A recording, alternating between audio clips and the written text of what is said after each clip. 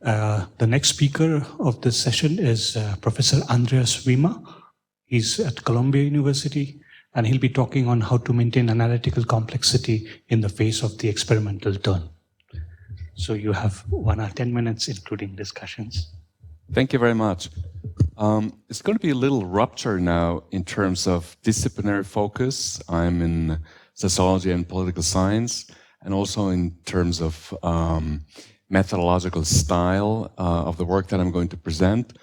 And also so most people seem to have presented their research or a research agenda.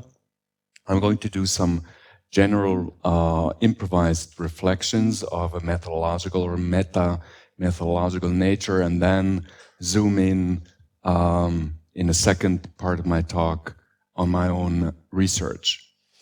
So in my kinds of fields, in political science and sociology, and also in economics, there is an experimental turn going on. More and more research is moving into the lab. More and more research is trying to find natural experiments to overcome some of the well-known problems of observational research. And I'm going to start with the diatribe, with an angry kind of criticism of the experimental turn. And I hope I'm not going to offend anybody here. I think I have the intuition that lots of the people here will actually agree with this. So I hope to build some sense of community and shared purpose with this diatribe. And then I'm going to outline some alternatives that are currently available, how to maintain a sense of causal complexity in the analysis and in the research that we're doing. And I'm going to then, as an example of one of these ways of how causal complexity can be maintained, present results of a recent book. And that recent book and research is relatively primitive in technical terms compared to the things that we've seen or that I've seen today and yesterday. So the quality in terms of, in technical terms of the research you're going to see is going to drop quite dramatically, just as a kind of a warning for everybody. So let me start with the experimental turn in the social sciences. So this is kind of probably known to all of you, so I'm going to run through these relatively quickly. Social psychology has been experimental since its beginning in the 1950s, since Teifel and all these other kind of group experiments that are famous and still kind of the standard of how to do experimental research in social psychology. In economics, the experimental turn happened somewhere in the 2000s, I think. And has produced very important strands of research. A lot of it has kind of revolutionized the field. Political science often follows 1 or 2 steps, meaning a decade or so behind economics when it comes to methods. And so the experimental turn has arrived there maybe in the 2010s. And now, at least in the kinds of universities that I'm mostly moving around in the US, it has become almost mandatory for every PhD candidate, for every PhD thesis to have some experimental elements, be it laboratory experiments, survey experiments, or something like that. And there is, how should I say, there's a vigorous, quite actually polemical debate also about the nature of causal inference in political science, and I think at least that's my sense that those who are advocating for experimental kinds of research are gaining the upper hand, and so a lot of the maybe emotionality that you will feel in my diatribe comes from kind of that situation where I feel in a position of relative marginality.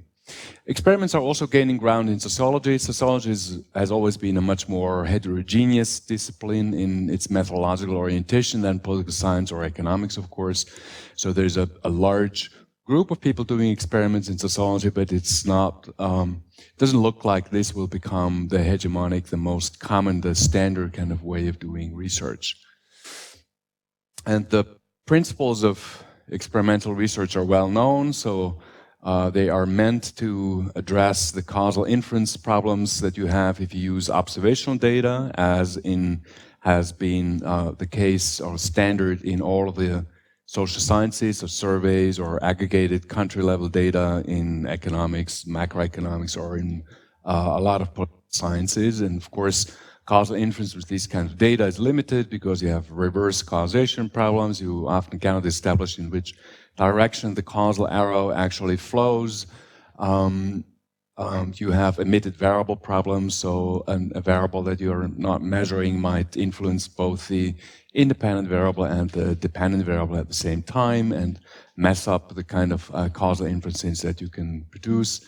There's also selection problems, selection into treatment problems, that the kinds of individuals or countries or other kinds of units of observations that are actually exposed to a causal effect might be systematically different from those who are not exposed, and that makes it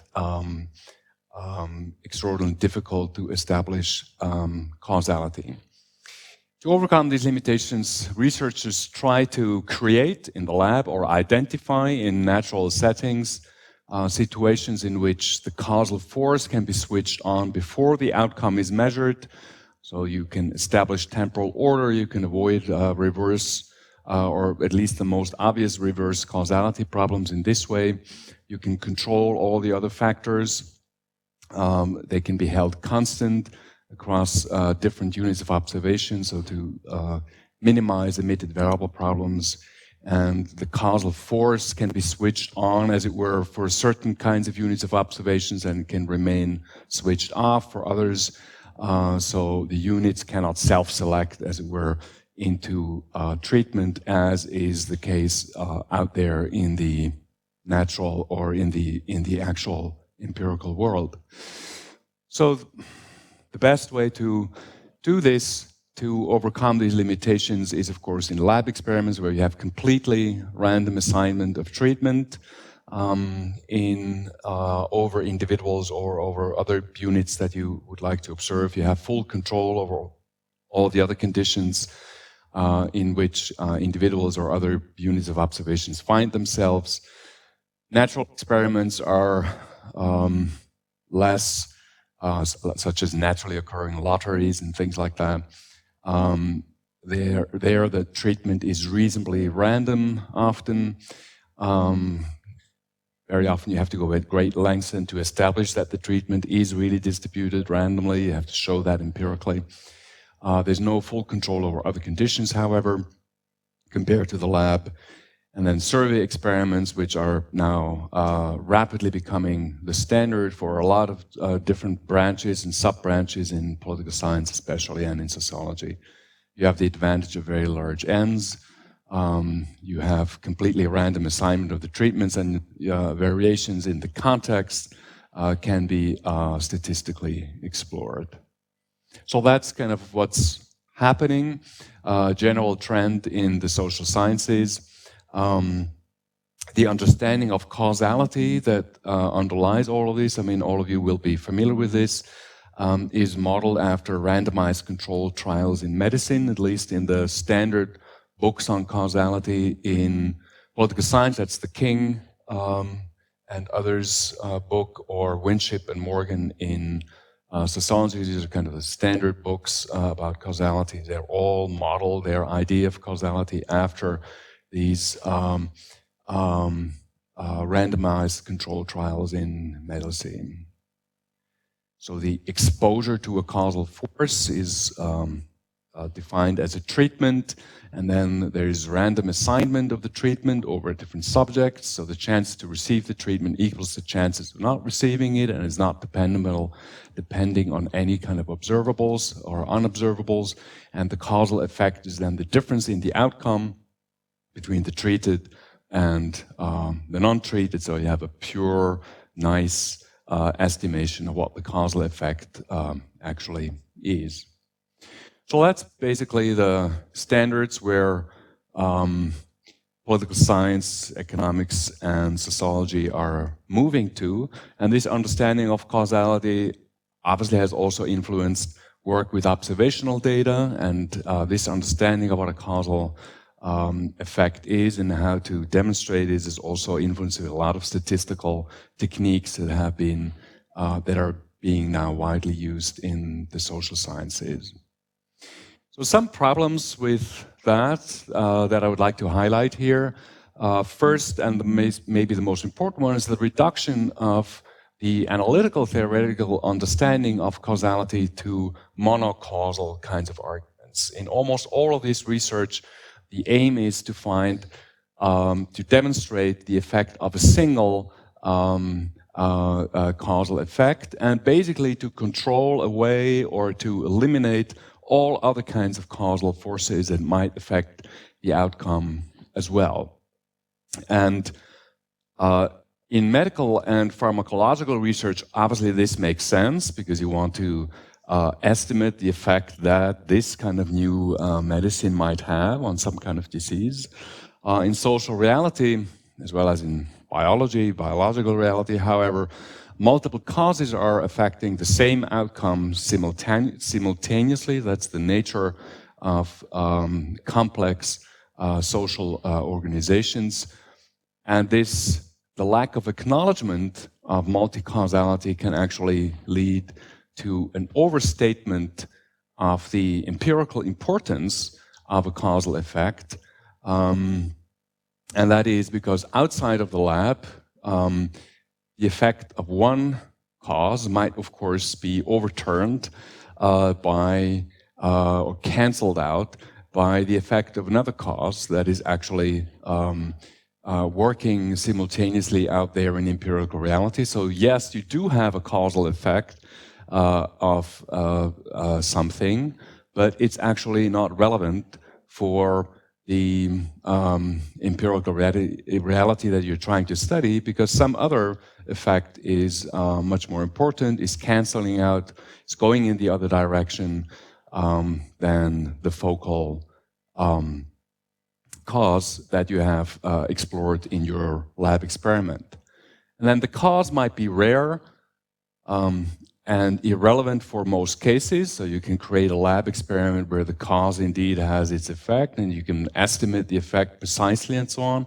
But in the social world outside of the lab, this cause actually naturally, as it were, occurs very rarely. It is very infrequent, and therefore, if you want to understand empirical reality, rather irrelevant. So some of these problems are actually discussed in the experimental literature under external validity problems and so on, but a lot of these problems are actually not, in my view, discussed sufficiently, and there is such an emphasis on identifying causal effects in its purest form that all of these, the price that has to be paid for it, which is a reduction of our models, of our theories, to monocausal kinds of arguments, is very often not realized.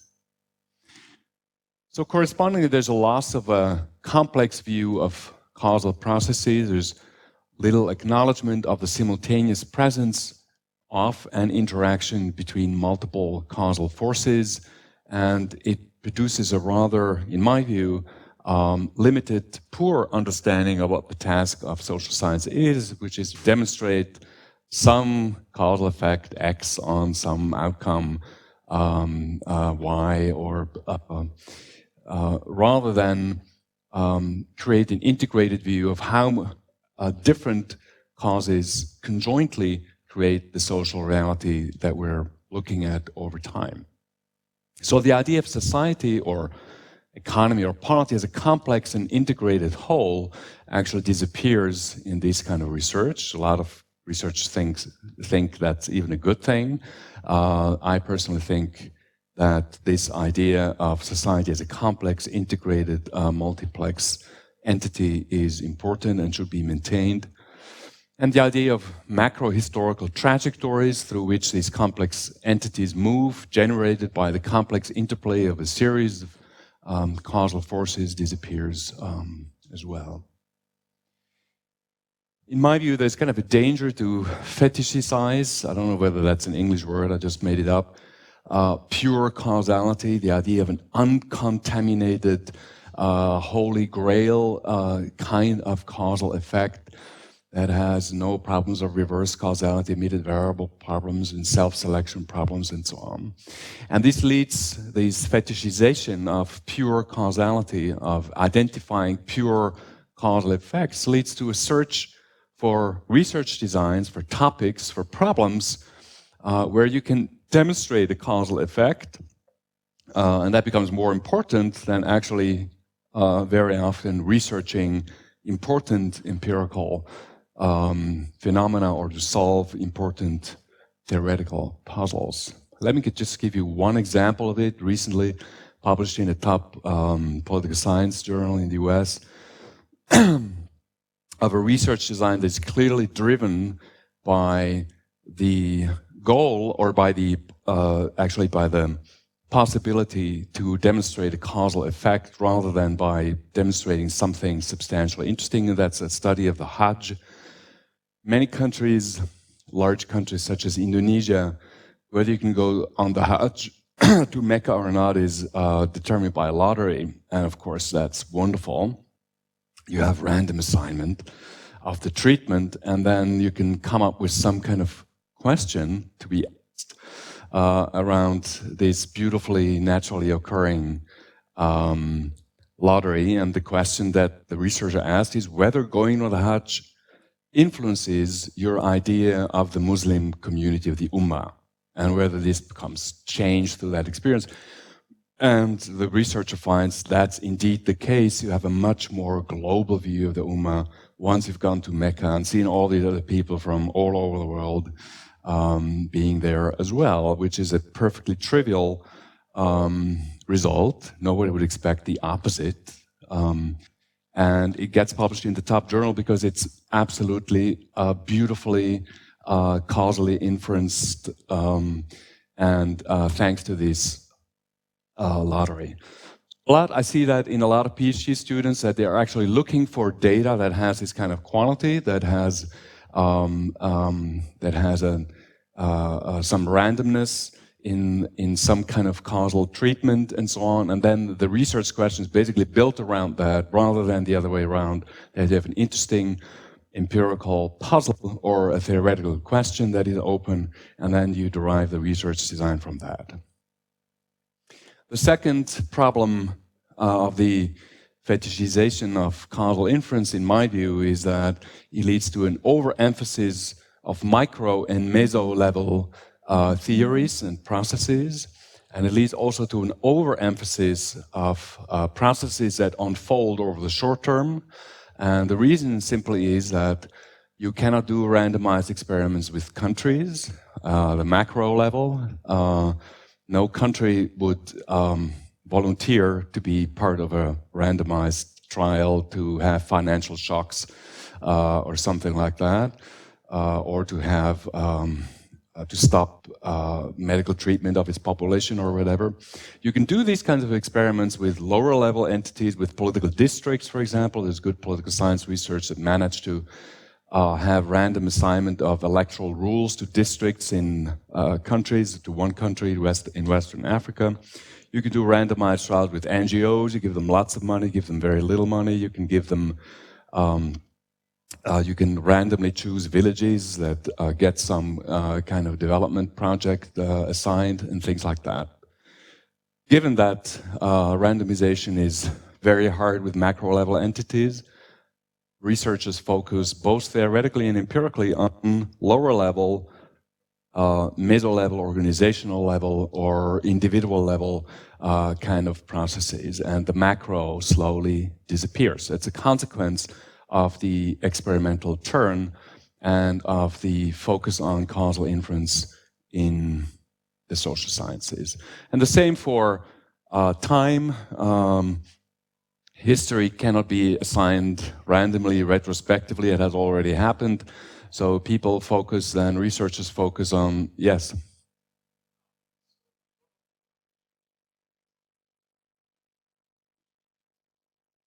No, I mean, it's perfect for if you want to do these kinds of things, to estimate a causal effect, if that's really the goal, then that's, of course, finding these kind of naturally occurring experiments. Some region gets a bullet train, another region doesn't get it, and there's no, observable characteristics of these regions that basically produces self-selection into the treatment. So if it's a bullet trains, that's really the best methods to do that. So,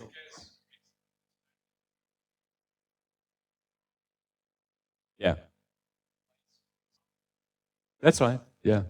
So that's the offside, I guess, the positive side of this kind of techniques. You can actually estimate an effect, even if it's known that it exists, and even if it's trivial.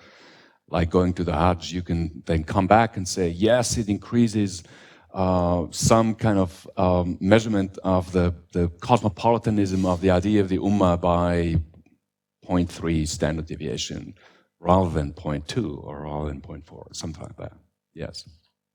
Okay, so it also produces kind of a shrinking of the temporal horizon, because these experiments can only be done over the short run, 2-3 years on the maximum, and therefore more historical, more long-term ways of thinking about causal effects are crowded out, as it were, by experiments that unfold over the very short run.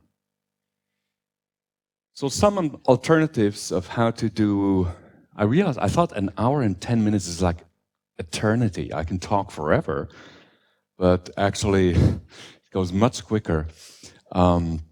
Okay, so some alternatives for empirical research. That's why I invented this diatribe, to fill up space a little bit. But so some alternatives for empirical research, how you can maintain approaches where complexity, meaning multiple causal forces operating at the same time on some kind of outcome, can be maintained, all the while having a standard of empirical rigor that is similar to experimental kind of research. So the first, I'm going through 3 of these different ways of doing that at different levels of aggregation. One is at the micro dyadic level, one is at the meso-level, organizational level, and the third one is at the macro level, which in my kind of context means country level. So multiple individuals and multiple individual or dyad level causal processes that aggregate into various macro level outcomes. So that's one of the analytical ways that you can have causal complexity. And game theory, as was discussed yesterday, is one of the standard tools. Yesterday we had a little discussion about the possible empirical realism problem. Agent-based models, I guess that in the days before I came here, some people must have presented, you did, I think, right? An agent-based model. And here there's, of course, a trade-off between realism on the one hand, and so meaning a lot of complexity, and then traceability, that you actually still know what the model is doing, and actually can understand the mechanics of it. And then there is some network modeling techniques that belong to this kind of group of theories or models that build up, as it were, analytically the network structure, the aggregate network structures from individual level networking, behavior preferences, and things like that. Siena is a technique, a program that does this. And then finally is some event history models where there's multiple events. Usually they're sequentially ordered. The events are at the individual level very often. In historical demography, for example, these are getting married, having a child, dying, and things like that. And in a lot of these more complex, multi-generational historical demography models, you have actually multiple causal forces influencing these individual level decisions and then aggregating up into patterns such as average fertility, demographic transitions, and things like that. Then there is, at the meso-level, a series of analytical tools that are available to model causal processes in a more complex way, more complex than the lab or naturally occurring experiments. One is you look at networks. These are kind of your meso-level entities, and you look at how different networks, different kinds of networks are overlapping with each other. So family networks, for example, and business networks. And you then analyze how from the changing overlap of these different network structures, new organizational forms emerge. That's the work of Paget and Powell in this new book that they published. He's also a Santa Fe person, John Paget. And so in this case, he looks at how certain financial innovations, double bookkeeping and so on, were produced by the overlapping of certain kinds of, by the changing overlap between certain kinds of networks that facilitated this kind of organizational innovation and the whole, and basically the emergence of modern banking in Renaissance Italy at the period.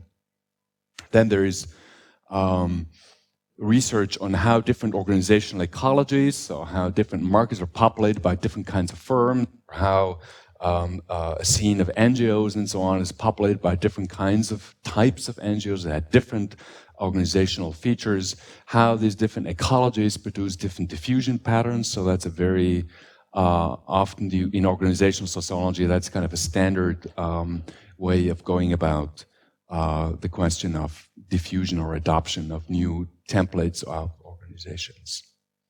And then at the macro level, there's modeling techniques that look at how multiple causal processes produce different long-term trajectories of development.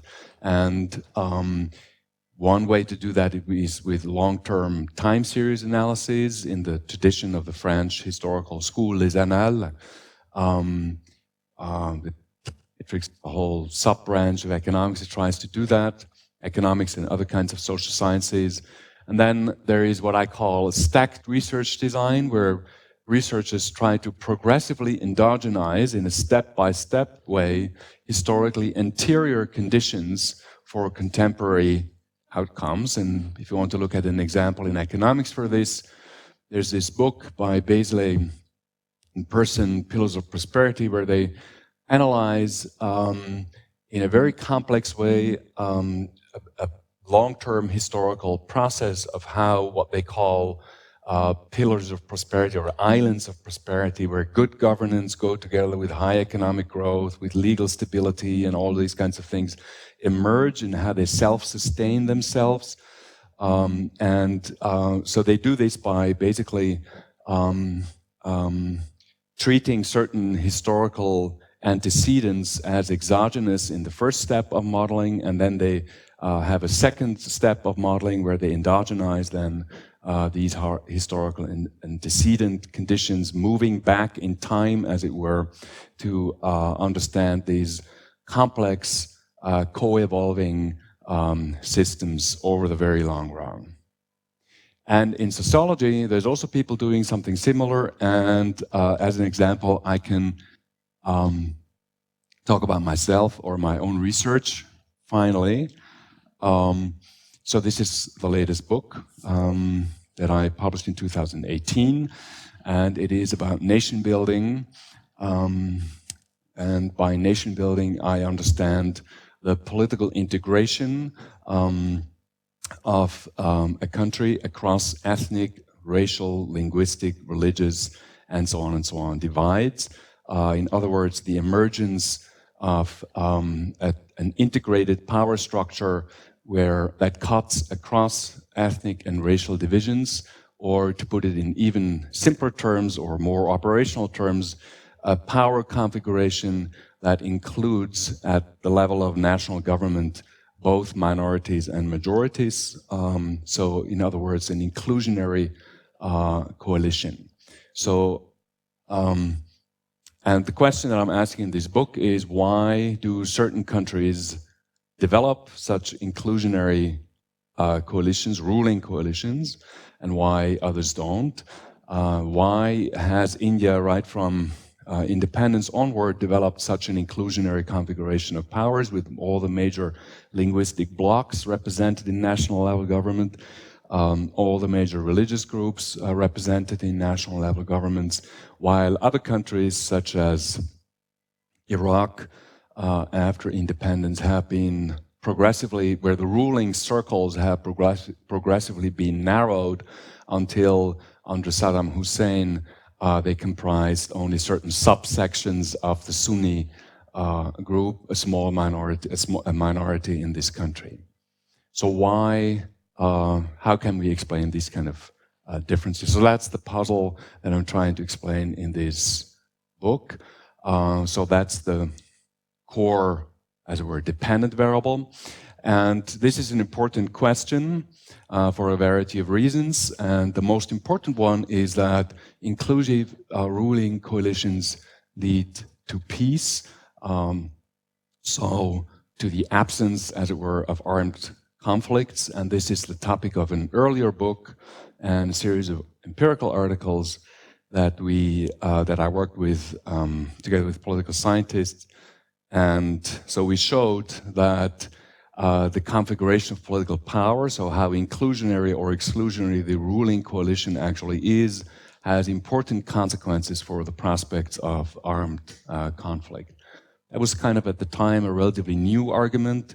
At the time, most people who did quantitative research on civil wars were arguing that they had nothing to do with political power and inequality and the grievances that this might produce with people who are not, among people who are not represented in national level government. The standard argument was that it has to do with resources, economic resources, lootable resources, so that civil wars are actually about control over these resources, diamonds in Western Africa, oil fields, and things like that. Or an alternative standard explanation was that it has to do with the impossibility of national level government to suppress rebellion. So there's basically a law and order problem. So that was a previous book. So in this book, now I kind of moved back and I treated the inclusiveness of the ruling coalition as exogenous in this work on civil wars. Now I'm kind of trying to endogenize it and to explain where do these inclusionary coalitions come from. Oh, yes. I also argue in the book that degree to which a population identifies with the nation, so the degree to which national forms of identity are actually rooted in individual level personal identities, is dependent on the political power configuration at the level of national governments. So more inclusionary governments that include majorities and minorities have more nationally identified, more nationalistic populations with important consequences for a whole range of outcomes. Maybe I should say something about data, because for this project, we created a new data set that spans the entire world, so all countries of the world since 1945, with yearly data points. So it's a relatively massive data gathering undertaking that we mobilized experts, country experts from all around the world to do that. Okay, so in this book, I'm focusing on explaining why certain countries have more inclusionary coalitions and others have more exclusionary coalitions. Yeah. So it has, in this data set, you have country years as units of observation, and for every year in every country, you have a list of politically relevant ethnic categories. In India, it's major caste groups, it's language groups, and it's religious groups. And then for each of these, and these list of groups can change over time.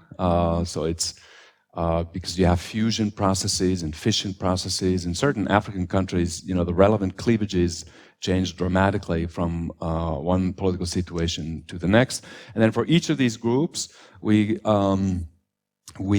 code whether there is representation in national level government, and then it has kind of a scale from that representation can assume the form of total monopoly power. So if one group controls all different branches of executive government, all the way down to targeted discrimination against a particular ethnic group.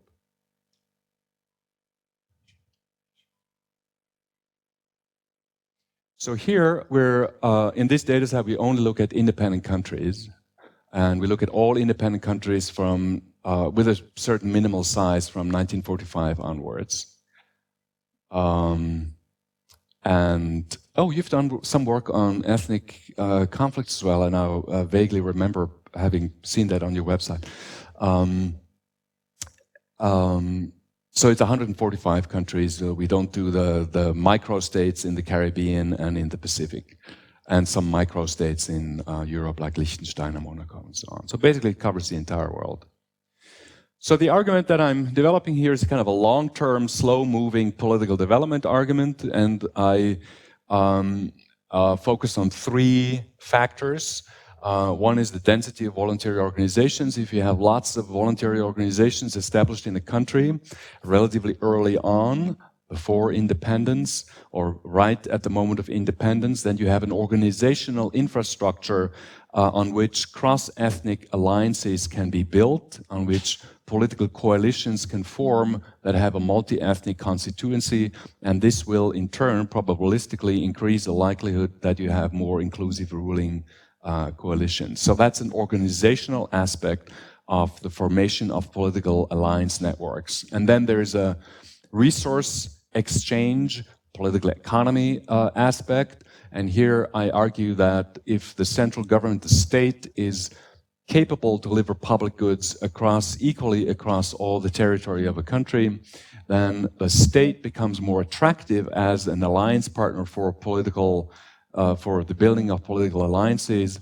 And then citizens will be more likely to shift their political loyalty and their alliances, their offers to make alliances away from regional leaders, tribal chiefs, religious authorities, local guilds, or village communities towards national level government in exchange for the promise of receiving public goods. And then finally, there's a communication aspect of the formation of political alliances, and here I argue that having a lingua franca or even the same vernacular in a country greatly decreases transaction costs for the establishment of political alliances, and therefore are more likely to have to build, to produce multi-ethnic alliances, and therefore probabilistically more likely to produce inclusionary forms of government. So these are relatively proximate factors that influence the probability of having minorities and majorities represented in national level government. So one could ask, of course, where do these things come from? So I'm now moving back in the historical process, and I'm asking for historical antecedents for a high capacity to deliver public goods, linguistic homogeneity, and so on and so on. And I focus on inherited levels of state centralization. So whether or not in the mid-19th century, which means before colonization for most countries of the world, the average year of colonization is 1860. Excuse me. So this is measured before, because it's pre-colonial levels of state centralization, and this leaves, it's a path dependency argument, this leaves an organizational infrastructure, but also a mental infrastructure being used to be ruled by a state, basically, that greatly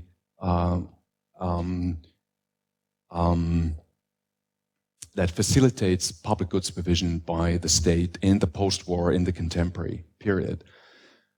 Highly centralized states also provided incentives for the population to adopt the language of the central elites, to basically be able to communicate with the center in the language of the rulers, and therefore leads over time to linguistic homogeneity through trickle-down things. The language of the elites then also becomes adopted by the population at large. This is what happened in France. This is what happened in in Korea, linguistically highly, Japan, homogeneous societies.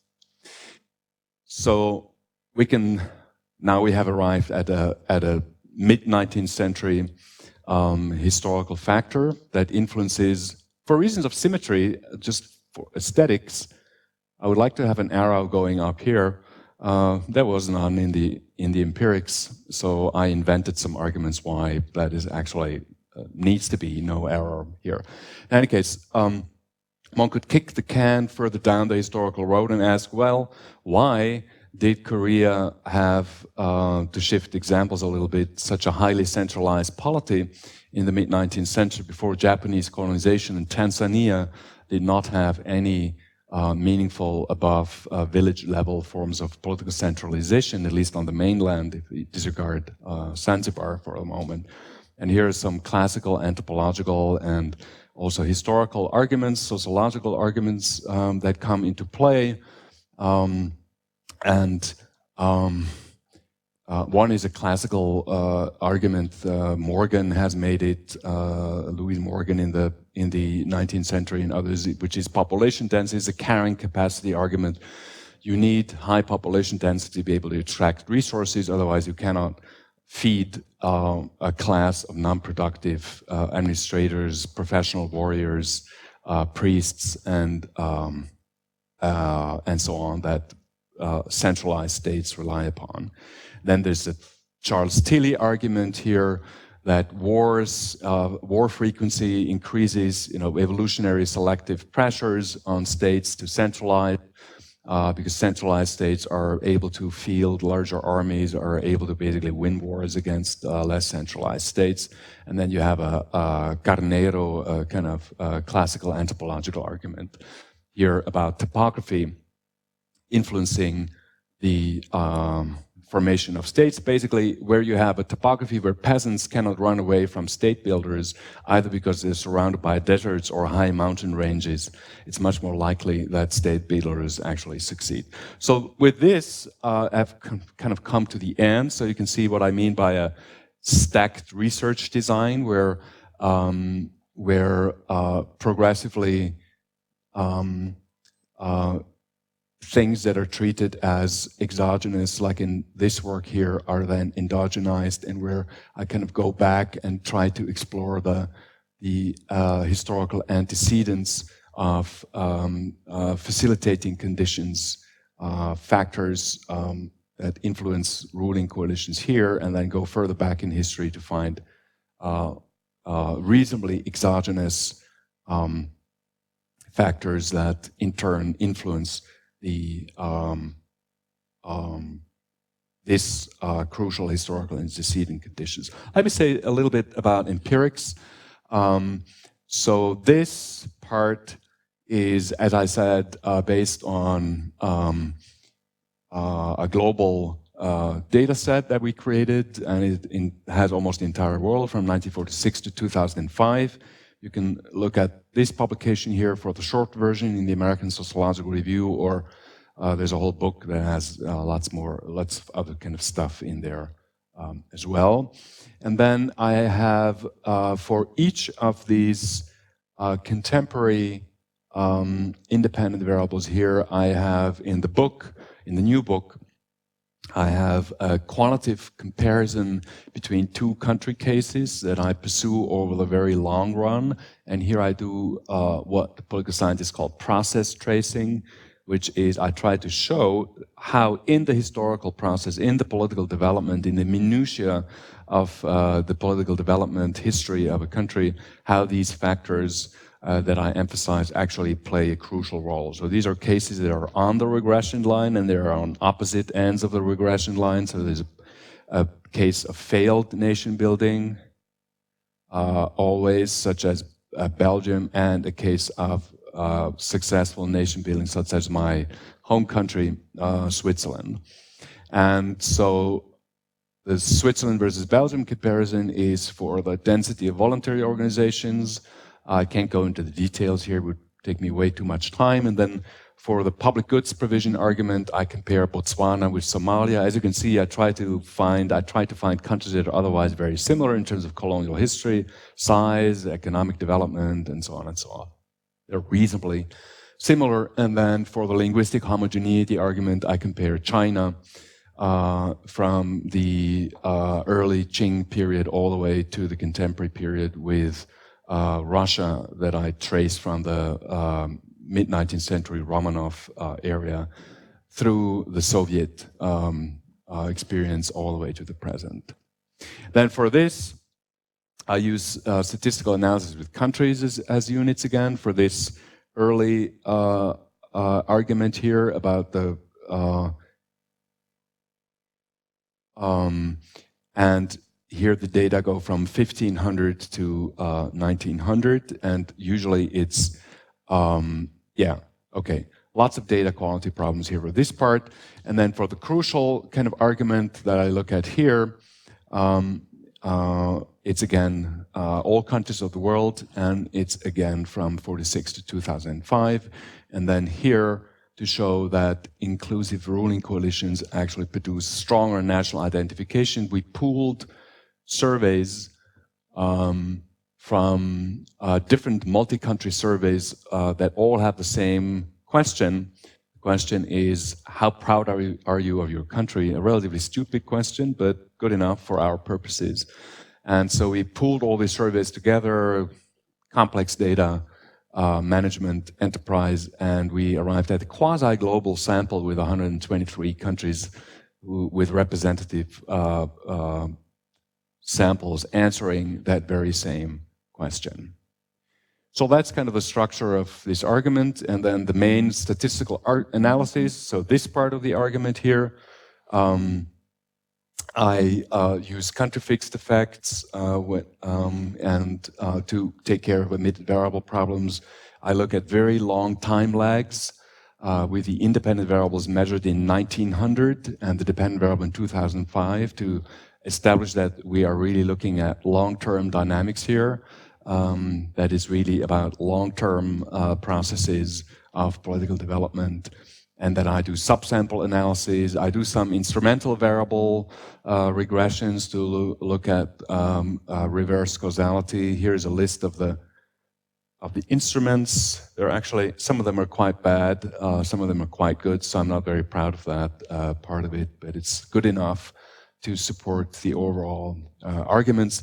And then the analysis where the dependent variable is national identity. So for this smaller part here,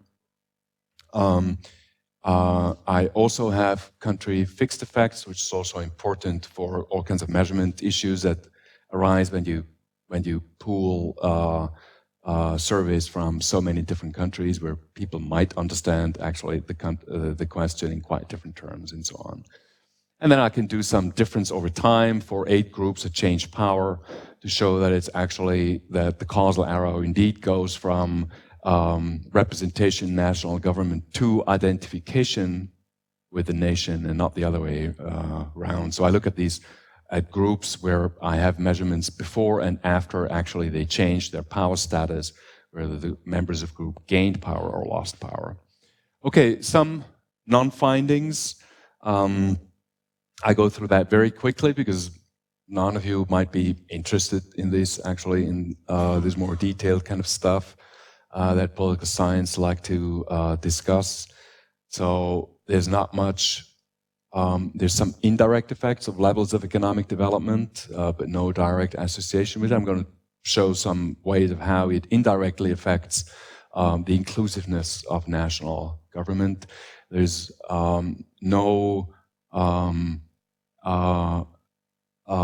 there's an association with democracy.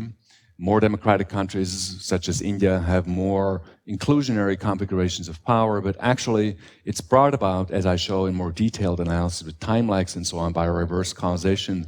So it's actually inclusionary configurations of ethnopolitical power are those that are more likely to experience a transition to democracy, while exclusionary configurations of power, such as contemporary Syria, that is ruled by Alawis at 10%, who make up 10% of the population, fight democratization tooth and nail, and therefore the association is brought about by this mechanism. It's not that democracy makes a country's ruling elite more open, more inclusionary. I look at constitutional institutions, parliamentarism versus presidentialism, federalism, all these kinds of things that political scientists are crazy about, and they have basically no demonstrable effect on how inclusionary in ethno-political terms the government is. I look at globalization arguments that are prominent in sociology, by John Mayer at Stanford and his students.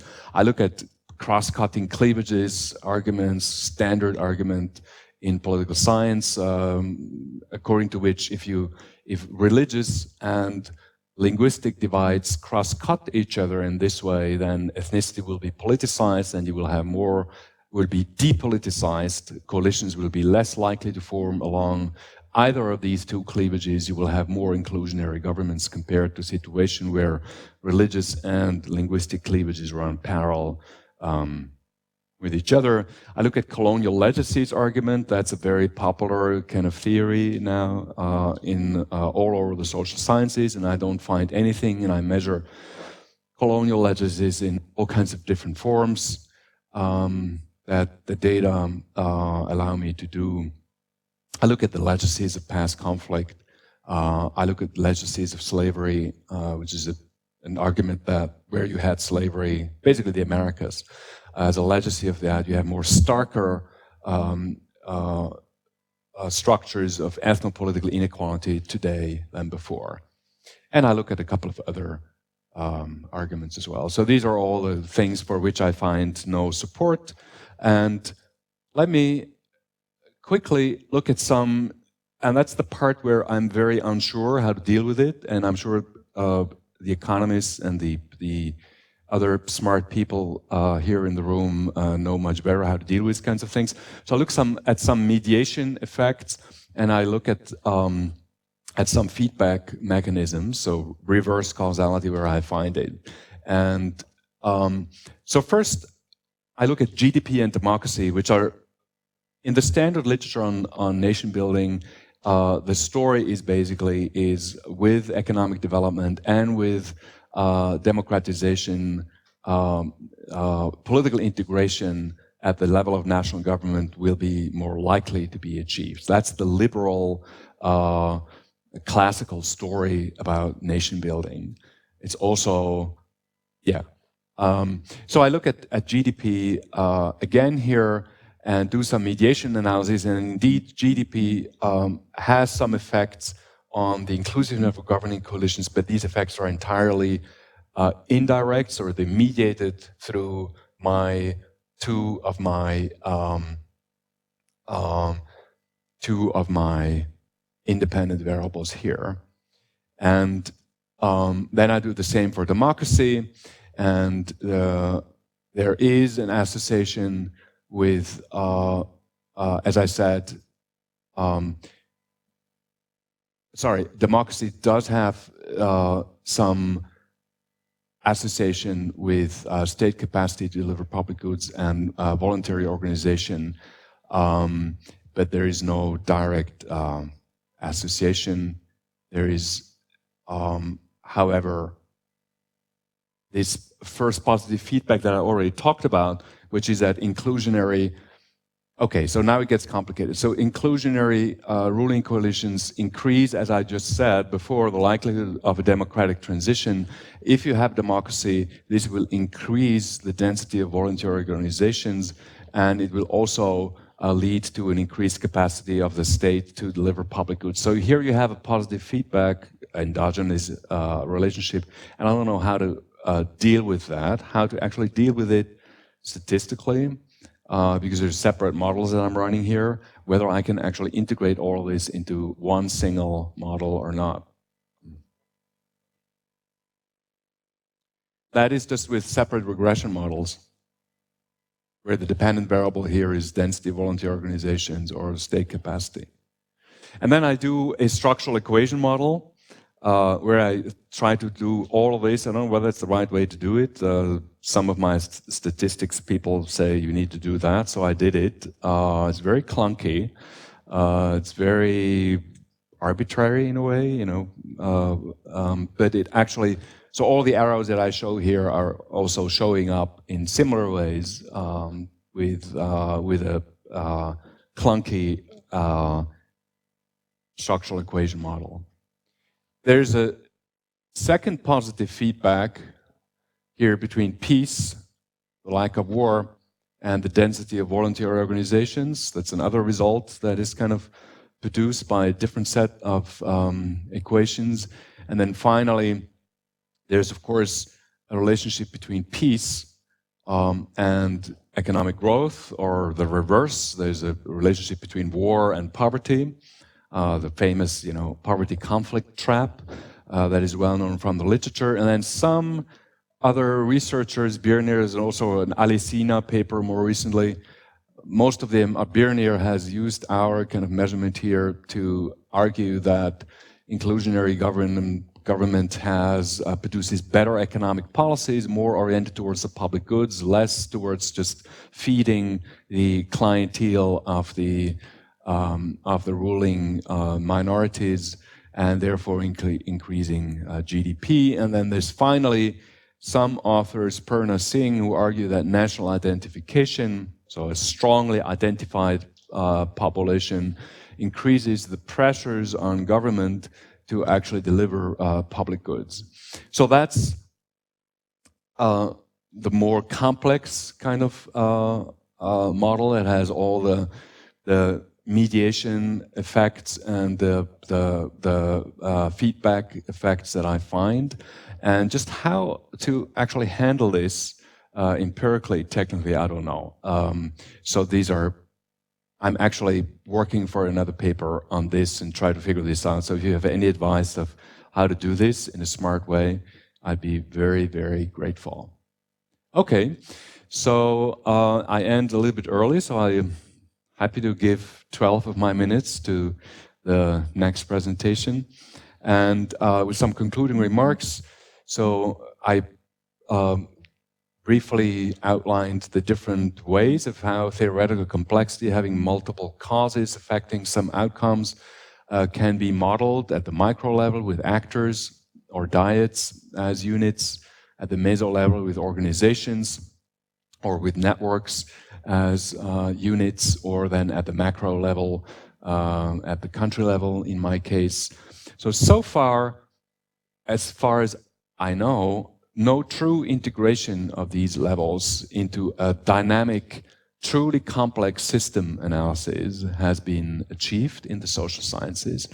That would be a model where macro level conditions influence individual level behavior, which in turn influences meso-level organizational or network kind of structures and features, which in turn aggregate up to macro-level characteristics.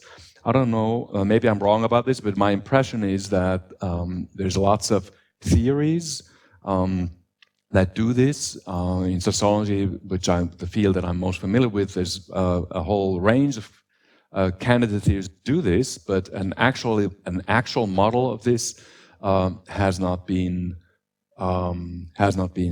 done. And I wonder whether this can be done at all, whether this is achievable, given the data limitations that we have in the social science, and I have no idea how that actually could be done. And I am ending with this question mark. Thank you.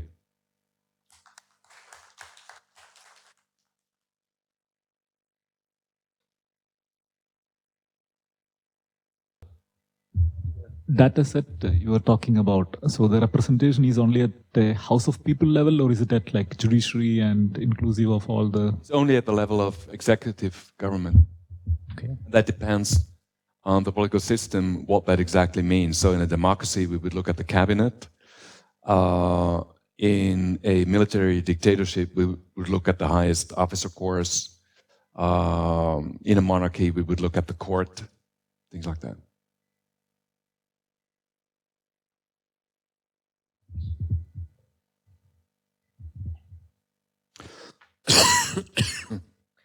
Thank you, Professor. I have one question. So when you're studying these social mechanisms in policy, you usually refer to Hedstrom's work, right? Yeah. Yeah, so isn't it that, again, if you're looking at large ends the way that you have, we were told that it's not supposed to be done. Anything greater than 88, that's large end for pol science. So one was that. Second was, if you're doing this kind of data sets that we have to, so quite often any GEDs are to be used, but then again they become like an experiment of sorts. Because you're going to give it to some things or not, because that has already happened, and that's why we're using the non-equivalent group designs and all of that. But that is something that you have used, but you were saying that that's not a good thing earlier. I'm a little confused. What is something that should be done? I'm not sure I understand your question, but if you're asking about micro mechanisms that underlie these macro level associations. Previously you mentioned in the beginning that using these experiments is not something that's desirable. But in a sense, the data that you're taking and the countries that you're looking has in a sense been in any GD data. Any what? Non-equivalent group design, that certain groups have certain aspects because of the colonial history, others do not. And that's exactly what it is. It's kind of experimental design. Well, if you want to subsume any kind of causal argument under experimental design, then yes. But clearly, I haven't run a single experiment. I'm also not looking for natural experiments in this research design. It's just very primitive pooled time series regressions. So it doesn't, with some IV, with some instrumental variable stuff and so on, and some fixed effects things. But other than that, it's not really an experimental design at all. But if you want to, I mean, if I may interpret your question slightly different and ask about the micro foundations of such an argument, I mean, for each of these main causal effects here, there is some micro level, some of it experimental kind of research that supports, that supports the idea that there is indeed a plausible individual level mechanism that generates these macro level kind of associations. So there's, for example, people who have done more micro level, some of it experimental research about how organizational structures modeled as coalitions in, as groups in the lab affect alliance formation. There's some research here about transaction costs and how language and other kinds of differences, communicative barriers affect transaction costs in negotiating, all kinds of things. So there's lots of more micro level, some of it experimental research to support these kind of associations. So I'm not against experiments, as a matter of principle. I'm just against the kind of hegemonic dominance that the experimental method has achieved in political science and in some corners of sociology. I'm against using this as kind of the only, as the benchmark to evaluate all kinds of other research. And Yeah. So if there are no more questions, let us thank Andreas once more.